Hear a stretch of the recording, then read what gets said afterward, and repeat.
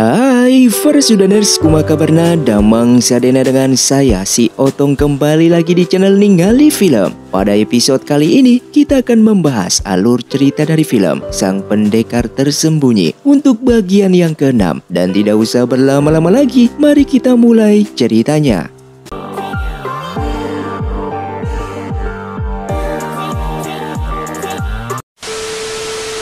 Film pun dilanjutkan dengan diperlihatkannya Yuanzi yang membawa kedua anak tersebut bersama dengan Fei. Mereka ternyata telah diikuti oleh rombongan Tang Bei. Di sini Yuanzi yang terpojok pun dituduh sebagai komplotan yang telah menculik kedua anak tersebut semalam, sehingga terjadilah pertarungan. Namun dalam pertarungan ini, Feng Yi malah terkena serangan dari prajuritnya sendiri, sehingga ia pun tewas yang membuat Feng Tian menangis atas kepergian anaknya tersebut. Pada akhirnya Fei pun tertangkap, namun Yuanzi yang kembali dengan kedua anak tersebut memberitahukan kepada sang guru kalau Fei telah ditangkap. Di dalam sana, Tang Bei pun menuduh Fei sebagai komplotan dari Hu Fei yang menculik kedua anaknya Fukang. Di saat itu juga guru Yuanzi tiba di sana dengan membawa kedua anaknya Tuan Fukang, sehingga terjadilah perdebatan di sana.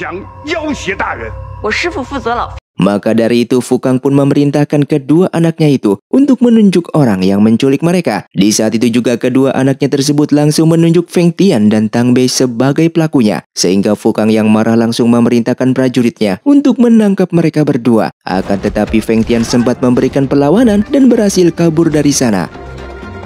Sayangnya Feng Tian tidak menyadari Hu Fei yang dari tadi telah mengintai di sana dan mengejarnya dari belakang. Di sanalah Hu Fei menagih nyawa Feng Tian demi membalaskan dendam keluarga Zong.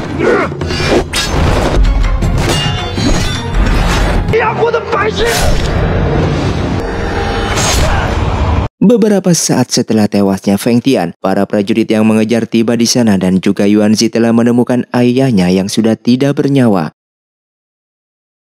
Keesokan harinya Tang Bei yang sedang memakan makanan yang sudah diracun. Seketika ia pun dihampiri oleh Yuanzi. Yang saat itu Tang Bei baru menyadari jika makanannya tersebut telah diracun oleh Yuanzi. Lalu Yuanzi pun menceritakan sebuah kisah di masa lalu. Ibunya yang setelah diperkosa dan diusir dari keluarga Feng. Sekitar 8 tahun kemudian bertemu dengan seorang penderma yang sudah melakukan kegiatan amal untuk masyarakat. Penderma itu adalah Tang Bei. Dan ibunya yang kagum dengan kebaikan Tang Bei bekerja untuk menjadi pelayan di sana.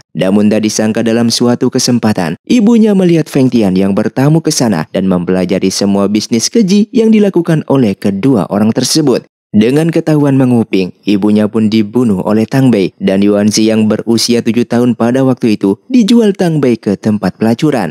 Lalu Yuanzi mengatakan kepada Tang Bei yang sekarat bahwa ini adalah karma buruk bagi Tang Bei yang telah melakukan berbagai perbuatan jahat. Yuanzi pun berlalu pergi dari sana meninggalkan Tang Bei yang menahan rasa sakitnya, dan pada akhirnya Tang Bei pun tewas di tempat. Sementara itu Hu Fei yang sedang membakarkan kertas sembahyang memberitahukan Tuan Zong kalau ia telah membalaskan dendam Tuan Zong dengan membunuh Feng Tian. Dengan bersamaan Ling Su yang akan minum obatnya, seketika pil tersebut hanya tersisa 3 butir. Demi Hu Fei ia pun membuka catatan buku gurunya dan mempelajari cara membuat pil kesehatannya. Setelah mempelajarinya, ia dan Xiao Wei menunjuk peta Gunung Yichin yang terletak di ibu kota. Singkatnya mereka pun sedang menyusuri Gunung Yichin untuk menemukan rumput embun buku, dan di saat akan mengambilnya seketika mereka berdua pun pingsan di tempat. Di saat itu juga, kakak pertama pun muncul bersama dengan Nyonya Sue, yang ternyata ini semua ulah dari Dewa Racun yang telah memberikan racun kepada rumput embun beku tersebut. Namun seketika Ling Su menyerang mereka berdua, yang sebelumnya sudah mengetahui hal ini dengan memberikan pil penyembuh untuk Xiao Mei, dan berpura-pura pingsan terkena racun tersebut. Sayangnya situasi yang telah berhasil dikendalikan Ling Su ini tiba-tiba saja berbalik arah saat Dewa Racun muncul di sana, sehingga Ling Su pun mendesak agar Xiao Mei kabur dari sana. Sementara itu Yuanzi yang tidak fokus dalam berdoa ditegur oleh gurunya. Sang guru menasihati Yuanzi untuk tidak menghindar dari masalah, meminta Yuanzi menyelesaikan pertentangan hatinya dengan menemui Hu Fei. Saat tiba di sana, Yuanzi yang ragu-ragu keluar menemui Hu Fei. Melihat Hu Fei yang dihampiri Xiao Mei dengan panik, Xiao Mei memberitahukan nyawa kakak Ling Su yang sedang dalam bahaya. Di gunung itu, Ling Su yang mengetahui Dewa Racun ini merupakan adik seperguruan gurunya. Lalu Dewa Racun memberikan Ling Su dua pilihan, menyerahkan racun 7 hati dan mengabdi kepadanya, atau bertarung dengannya. Tak mau menyerah, Ling Su pun memberikan perlawanan sendiri yang membuatnya terluka parah memuntahkan darah, sehingga ia pun meminum habis semua pil pemulih jiwa yang tersisa. Beruntungnya di saat itu juga Hu Fei telah tiba di sana dan bertarung dengan ketiga penjahat ini, yang pada akhirnya Dewa Racun dan kedua muridnya ini pun terluka parah dan kabur dari sana. Setelah Ling Su meyakinkan kondisinya yang baik-baik saja dan meminta Hu Fei untuk menemui Yuanzi yang menunggunya dari tadi, Hu Fei pun menemui Yuanzi dengan memberikan sisir kayunya. Namun Yuanzi meminta Hu Fei untuk memberikan sisir kayu tersebut kepada Ling Su yang telah banyak berkorban demi Hu Fei. Lalu Yuanzi pada akhirnya pun memberitahukan bahwa Feng Tian merupakan ayah kandungnya. Sementara Hu Fei yang terkejut hanya meminta maaf dan tidak tahu apa yang harus ia ucapkan. Sehingga Yuanzi pun mengatakan jika Feng Tian memang layak untuk mati, namun bagaimanapun juga dia adalah ayahnya. Maka dari itu Yuanzi pun menyampaikan salam perpisahannya kepada Hu Fei. Tenggelam dalam kesedihannya di tengah festival lampion, Hu Fei pun mengikatkan sisir kayunya dan melepaskan lentera tersebut menuju ke langit, seiring dengan kembalinya semua kenangan yang bersama dengan Yuanzi. Terlihat Hu Fei yang merasa putus asa dan mempertimbangkan dirinya untuk pergi dari ibu kota. Kali ini Ling Su menyatakan yang sebaliknya, di mana ia tetap ingin tinggal sampai turnamen terakhir untuk menyelidiki dan menghentikan kejahatan Dewa Racun. Ia pun menduga kematian ayah Hu Fei yang mungkin disebabkan oleh Dewa Racun. Di sisi lain, Miao Renfeng yang ingin bersembahyang untuk memperingati hari kematian Hui Dao, ia pun menitipkan putrinya untuk dijaga oleh Sun Feng. Setibanya di dalam goa pegunungan bersalju, Miao Renfeng sangat bersedih melihat makam Hui Dao yang telah terbongkar, yang ternyata golok sabit dingin yang ada di dalam goa salju itu kini telah berada di tangan Tian Guinong yang terlihat sangatlah senang dengan ketajaman golok tersebut. Di malam itu juga Miao Renfeng pun menerobos dan membunuh para prajurit Sekte Naga Langit, yang ternyata putrinya tersebut telah diambil oleh Tian Guinong dan membunuh Sun Feng yang sebelumnya menjaga anaknya tersebut. Kemudian Tian Guinong pun memerintahkan Miao Renfeng untuk berlutut dan menyerah di hadapannya. Miao Renfeng yang berlutut sambil membuang pedangnya dan sambil mengancam akan membunuh semua keluarga Tian Guinong jika putrinya itu disakiti. Setelah itu Tian Guinong pun menjemput Nanlan dan memberitahukannya ada sebuah kejutan besar yang telah menantinya, dan Nanlan diajaknya untuk melihat putrinya yang telah berhasil ia bawa kembali. Yang pada akhirnya tibalah hari pembalasan Tian Guinong terhadap Miao Renfeng. Intinya di dalam pembicaraan mereka berdua ini, jika Miao Renfeng dan Tian Guinong telah bersahabat sejak mereka kecil. Akan tetapi seiring berjalannya waktu, Miao Renfeng yang menjadi pesilat terbaik di seluruh dunia membuat Tian Guinong pun mulai iri akan hal tersebut. Tian Guinong pada akhirnya mengakui dirinya jika ia yang telah menaruh racun ke goloknya Hui Dao. Tian Guinong memberikan perintah kepada Dewa Racun, yang kemudian menyogok seorang pendekar dengan emas untuk mengoleskan cairan beracun ke goloknya Hui Dao. Rencana Tian Guinong ini adalah untuk membunuh Miao Renfeng, namun ia tidak menyangka jika dalam pertarungan tersebut Hui Dao dan Miao Renfeng malah bertukar senjata, sehingga Hui Dao lah yang menjadi korban tak bersalah.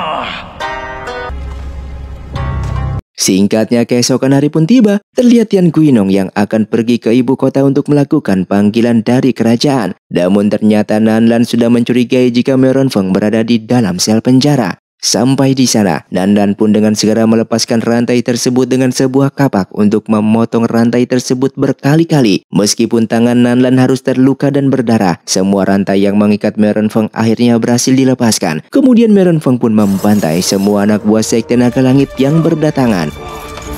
Nanlan yang membawa putrinya tersebut untuk kabur dari sana, namun ia dihadang oleh para petinggi Tian Guinong, dan Miao Renfeng pun datang dengan membantai mereka semua.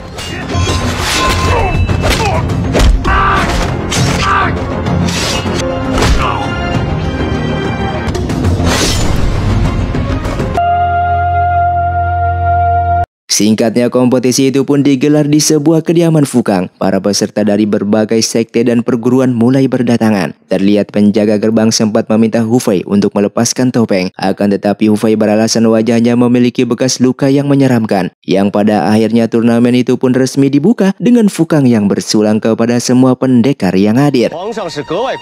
Terlihat pertandingan pertama pun digelar dengan sistem gugur dan peserta yang kalah akan diturunkan. Dengan berita menang kalah tersebut langsung diantarkan dan diumumkan ke sebuah kedai perjamuan di luaran.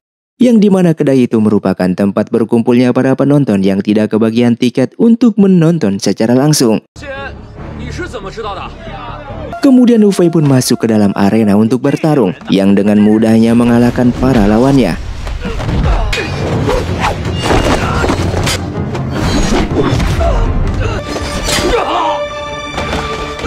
Sementara Tian Guinong yang berada di arena mendapatkan laporan jika Me Renfeng telah kabur dari penjara dan membunuh semua anak buahnya. Terlihat Tian Guinong yang sangat marah besar dan melampiaskan emosinya dengan berteriak-teriak lalu mengoleskan racun ke dalam golok sabit dinginnya.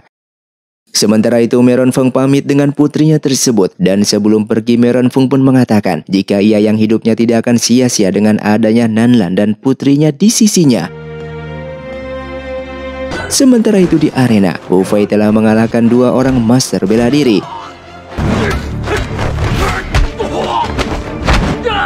Selanjutnya lawan ketiga Hu Fei adalah lawan yang sangatlah kuat yang merupakan seorang master pisau terbang.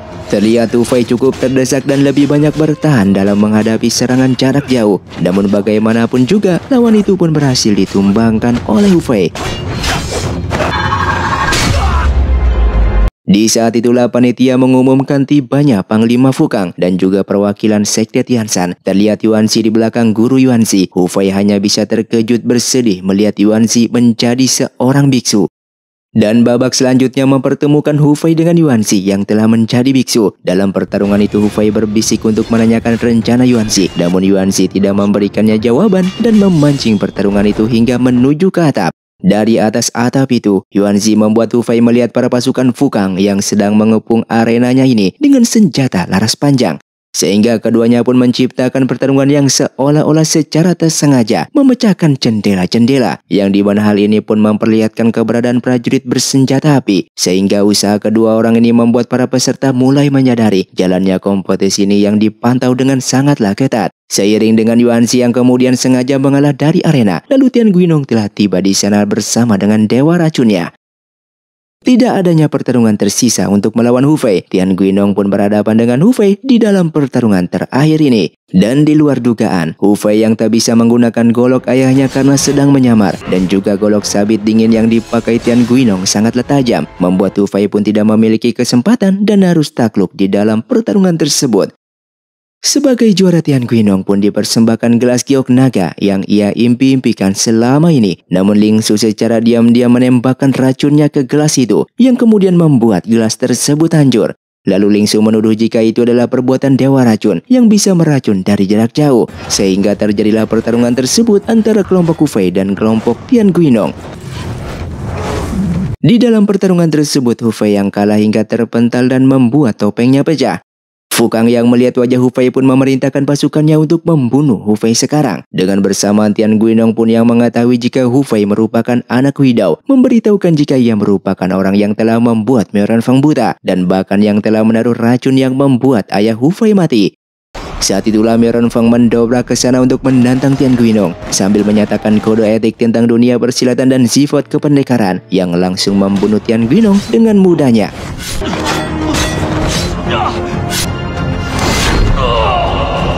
Seketika itu juga sang guru Yuanzi menyandra Fukang, tapi Fukang yang tetap memerintahkan prajuritnya bertindak, membuat pecahnya perang dahsyat di antara para pendekar melawan para prajurit bersenjata api.